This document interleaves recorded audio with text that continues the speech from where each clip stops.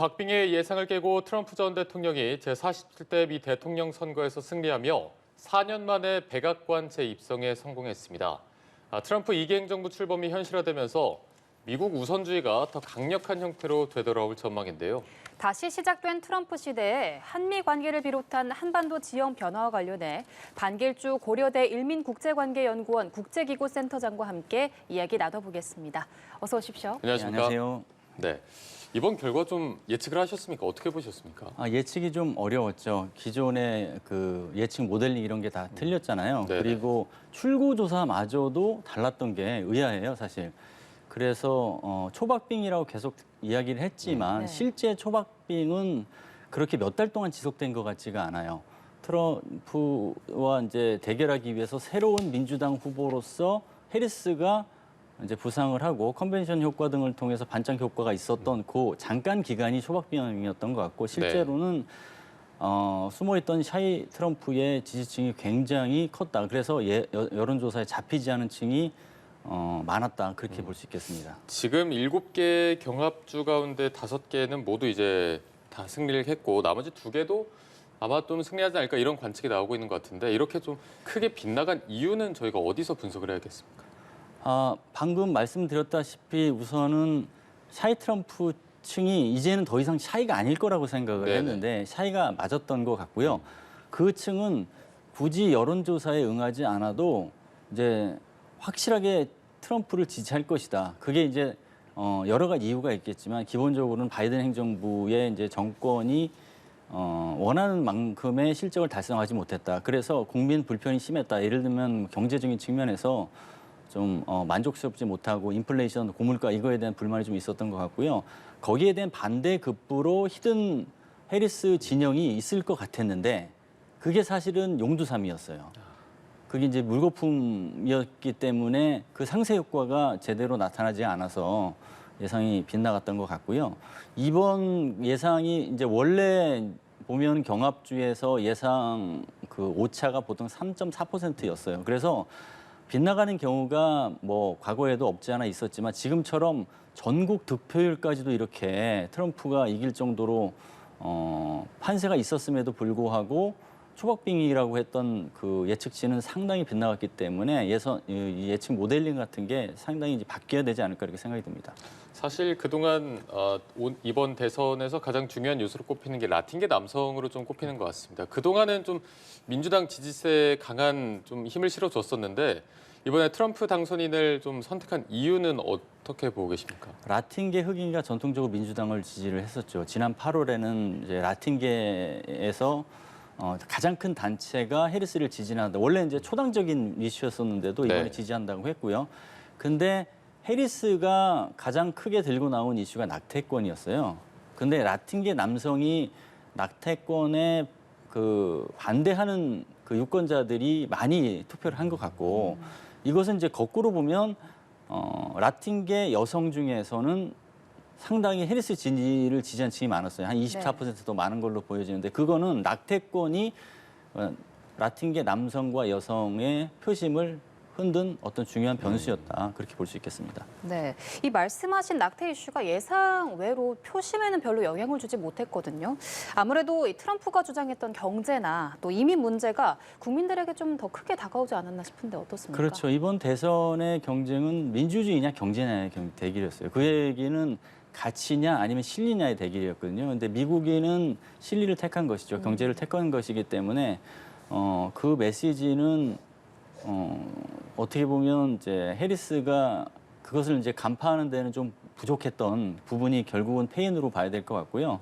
미국이 그러면은 왜 민주주의보다 경제를 더 우선시해야 됐냐? 그게 풍요로운 미국의 시대가 조금 지금은 아니다라는 생각을 지금 미국 층에서도 하는 것 같아요. 백인 그 노동자층이 문제가 이미 오랫동안 이제 있었음에도 불구하고 민주당에서 그 문제를 해결해주지 못해서 트럼프 쪽으로 갔었는데 네. 트럼프에도 실망을 해서 결국 민주당으로 돌아왔거든요.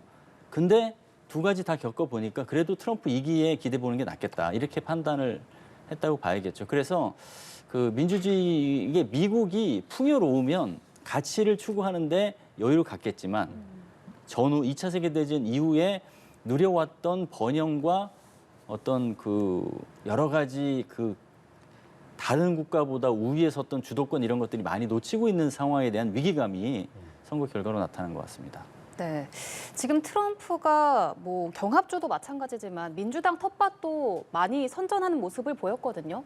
그래서 이 늦게 사퇴한 바이든을 탓하는 분위기도 있는데 어떻게 민주당의 선거 캠페인이 실패한 이유는 뭐라고 보십니까? 지금 미국의 그 국내 정치가 바뀌고 있어요, 사실은. 굉장히 바뀌고 있는 게 좀 전에 말씀드렸다시피 미국이 과거와 다르기 때문에 이것을 어떻게 복원하고 재건할 것이냐. 거기에는 해리스가 그 목표를 달성하기에는 약한 지도자라는 인식이 좀 있었던 것 같아요. 좀 구체적으로 보면 강한 지도자라는 인식이 있었으면 바이든 행정부와 차별화가 잘 됐어야 되는데 네. 그게 좀 안 된 것 같아요. 그래서 앞서 경제 문제도 말씀을 드렸는데 경제 문제에 공동 책임이 있는 이제 위치가 돼버렸고 두 번째로는 갑자기 바이든에게 낙점돼서 여러 프로세스를 단축해서 민주당 후보가 됐잖아요.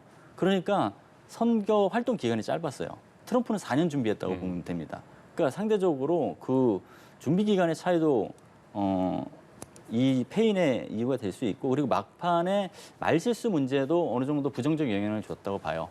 바이든 대통령이 트럼프 지지자층을 향해서 이제 쓰레기라는 표현을 썼잖아요. 그게 트럼프 진영의 역결집 이런 게 있었기 때문에 부정적 효과가 좀 있었다고 보고 그리고 낙태권의 방책을 둔 정책을 굉장히 강하게 드라이브로 건 게 해리스인데 그거는 이제 여성 유권자에게 호소를 한 거잖아요. 네.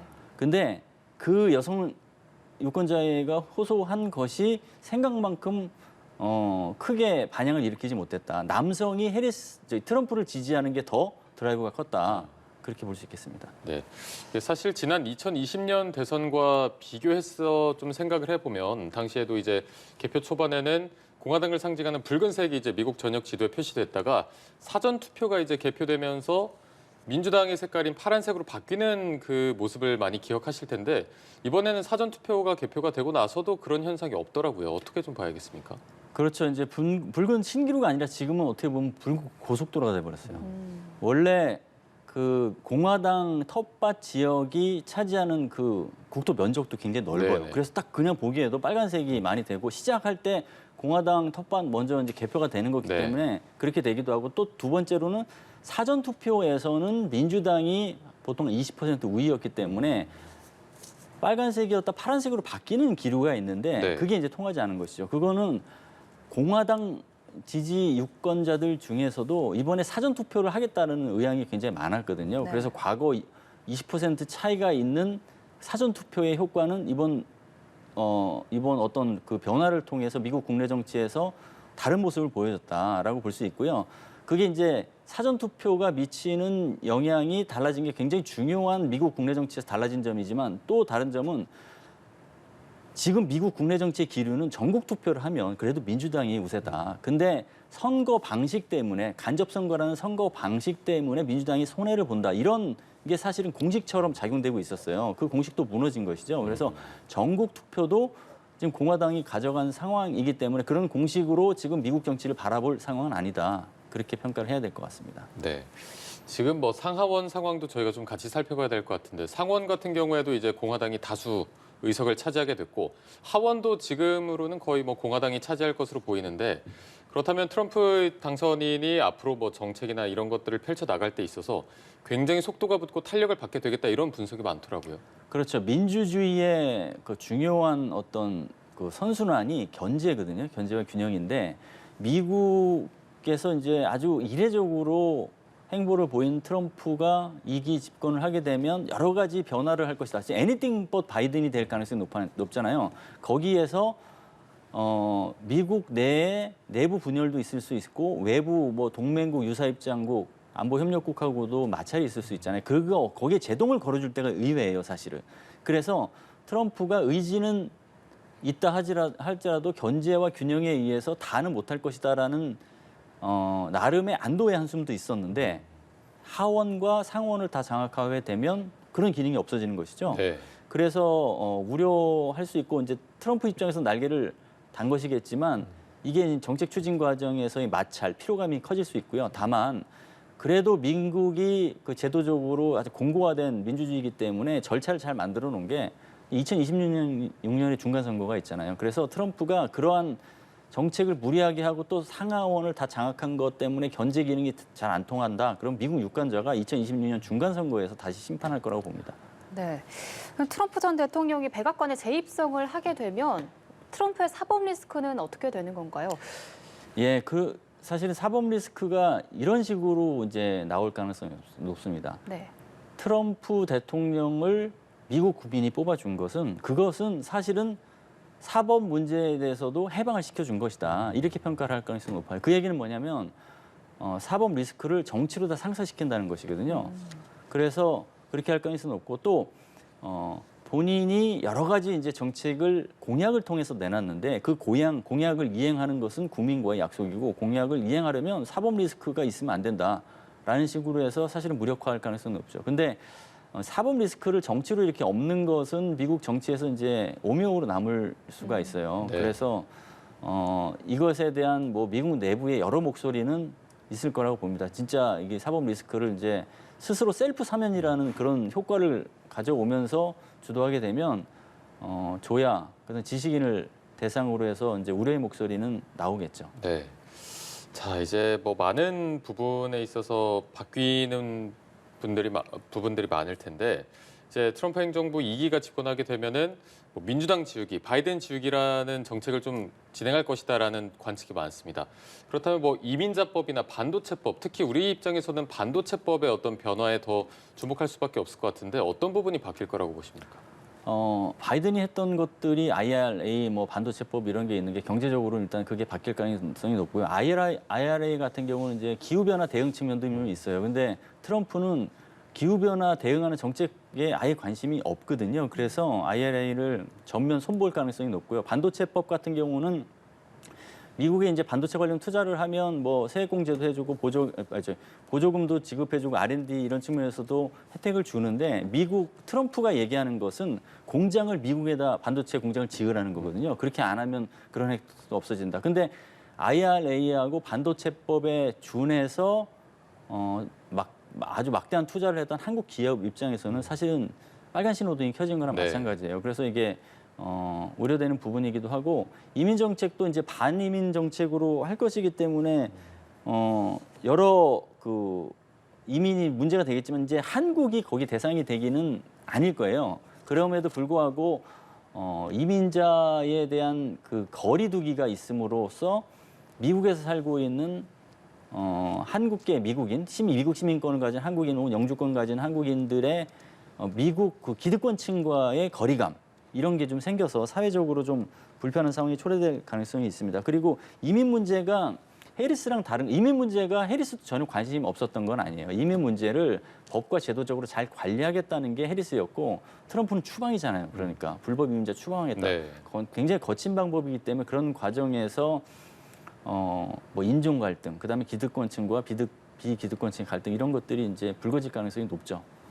사실 또 가장 걱정되는 부분이 언론에 노출도 많이 됐고 많은 국민분들께서 우려하는 부분이 방위비 문제일 것 같습니다. 지금 뭐 우리나라를 머니머신이라고 부를 정도로 계속해서 그런 말을 해왔기 때문에 좀 이 부분에 대해서 트럼프 행정부가 강하게 좀 추진할 거라고 보십니까? 그런 부분을 우려해서 바이든 행정부가 우리 정부하고 좀 조기에 2026년하고 2030년 대상으로 해서 방위비 분담금 협상에 타결을 했죠. 네. 그랬는데 이거에 이제 트럼프 진영에서는 좀 불만을 가진 상태였어요. 그러면서 이제 머니머신이라는 표현을 하면서 올해 타결한 금액의 한 9배, 10배 수준의 금액을 요구했어요. 그것은 새로운 협상을 하겠다라는 판돈을 건 거예요, 사실은. 네. 거기서 시작하겠다. 그래서 재협상이 이제 요구될 가능성이 높은데 그 과정에서 한미 동맹이 이제 약화될 수 있다라는 신호를 이제 외부에 이제 의도치 않게 나갈 수가 있거든요. 그럼 북한이 오판으로 이어질 수도 있고 그런 부분은 이제 잘 단속을 해야 되는 부분이고 우리 정부에서는 재협상을 하게 될 준비를 하면서 논리를 잘 가져가야겠죠. 트럼프 행정부가 출범한다 하더라도 바이든 행정부에서 맺은 한국과 미국 행정부가 맺은 방위비 분담금 협정 자체가 그게 기준점이다. 새로운 협상을 하더라도. 그 기준점의 차이가 10배잖아요. 근데 10배를 위에서 시작하는 거하고 밑에서 시작하는 거 다르잖아요. 그래서 네네. 기준점을 과거 행정부가 했던 그 밤이김 분담금 타결액 거기서 시작해야 된다는 논리로 풀어가야 될 것 같습니다. 주한미군 철수 카드는 좀 어떻게 활용될 거라고 보십니까? 주한미군 철수는 트럼프가 원하는 것을 얻기 위해서 그 원하는 것 중에 대표적인 게 방위비 분담금일 네네. 텐데 그걸 얻기 위해서 수단으로 쓸 가능성이 높아요. 실제로 주한미군을 완전히 철수하는 게 미국의 국익에 부합한다는 생각은 안 한다고 보면 될 것 같아요. 그런데 그 목표, 즉 거래의 목표를 달성하기 위해 수단으로 쓸 가능성은 높다. 그래서 좀 압박하는 수단으로. 그렇죠. 그 수단을 쓰는데 세 가지가 있을 수 있죠. 감축 카드, 철군 카드, 그다음에 주한미군 일부를 한반도 밖으로 돌려서 외부 임무에 투입하는 거. 근데 세 가지 다 북한 입장에서는 미국의 그 억제 공약을 약화시키는 것으로 비춰질 수 있기 때문에 네네. 오판을 작용할 수 있어요. 특히나 지금 상황에서는 북한의 핵 강압이 심한 상태에서 재래식 억제뿐만 아니라 핵 억제에 대한 공약도 약화되는 것으로 인식할 수가 있기 때문에 이런 메시지가 미국에서 나오지 않도록 인수위 초기 출범 꾸밀 단계부터 의제를 정확하게 우려되는 의제를 선제적으로 미국한테 제시를 해서 이런 부분이 표면에 노출되지 않도록 그게 미국이 생각하는 그 미국을 다시 위대하게 하는 것 자체가 이렇게 피로감을 노출하고 북한이라든가 러시아에 오판을 제공하는 게 거기에 부합하지 않다라는 논리를 풀어서 이제 협상을 하고 그다음에 한미 새로운 외교도 해야겠죠. 네. 네. 그런가 하면 북한 비핵화 목표에서 멀어질 수 있다는 우려도 나오고 있는데요. 아무래도 지금 트럼프 전 대통령이 당선을 누구보다 반가워할 사람이 푸틴 대통령 그리고 김정은 위원장이 아닐까 싶은데 어떻게 생각하시나요? 맞습니다. 지금 상황이 이제 북한과 러시아가 밀착이 아주 고강도로 이루어지는 상황에서 최선희도 지금 러시아를 방문해서 푸틴까지 만났잖아요. 그 얘기는 미국에 던지는 메시지가 있는 것이거든요. 다음에 미국의 누가 대통령이 되더라도 자신들을 상대하기 힘들 것이라는 메시지를 준 거고, 그다음에 김정은도 굉장히 지금 상황을 자기가 그 주도권을 잡고 있다라는 상황으로 봤을 것 같아요. 왜냐하면은 선거 당일 5일 전에 화성 19형 ICBM을 발사를 했고요. 미국을 겨냥한 겁니다. 그리고 선거 당일 뭐 6시간 전에는 단거리 탄도미사일을 발사했어요. 네, 그거는 단거리 탄도미사일을 발사한 것은 단거리 탄도미사일은 한국을 겨냥하는 것이고 ICBM은 미국을 겨냥하는 것인데 지금 상황에서 SRBM 이번에 그 발사한 KN-25 같은 경우는 핵탄두 탑재가 가능하기 때문에 이것은 한국에 대한 미국의 확장 억제 공약을 약화시켜서 한미 결속력을 약화시키는 걸 유도한 것이거든요. 그거는 이제 결국은 ICBM을 걱정하는 미국, 트럼프 입장에서 SRBM은 걱정하지 않아도 되게끔 해서 한미동맹을 약화시키는 거예요. 그러면 말씀하신 대로 비핵화 목표가 사실은 약화될 수 있어요. 네. 그래서 핵군축으로 가기 위한 포석일 수가 있거든요. 핵군축이 된다고 하면 핵군축 협상을 하는 순간 북한을 핵 보유국으로 인정하는 거기 때문에 비핵화 목표가 굉장히 어렵게 되는 것이죠. 그래서 비핵화 목표라는 한미 동맹의 공동의 목표가 전혀 흔들림이 없다라는 그 메시지가 정부 출범하자마자 나오게 지금 여건 조성을 잘해야 될 것 같습니다. 지금 아무래도 뭐 푸틴 대통령이나 김정은 위원장도 있지만 베냐민 네탄야후 이스라엘 총리는 좀 어떤 반응을 보일 것인가, 뭐 반응이나 이런 축하 메시지 전한 부분은 나왔지만 앞으로 뭐 중동 전쟁 이 부분에서는 어떤 영향을 끼칠 거라고 보십니까?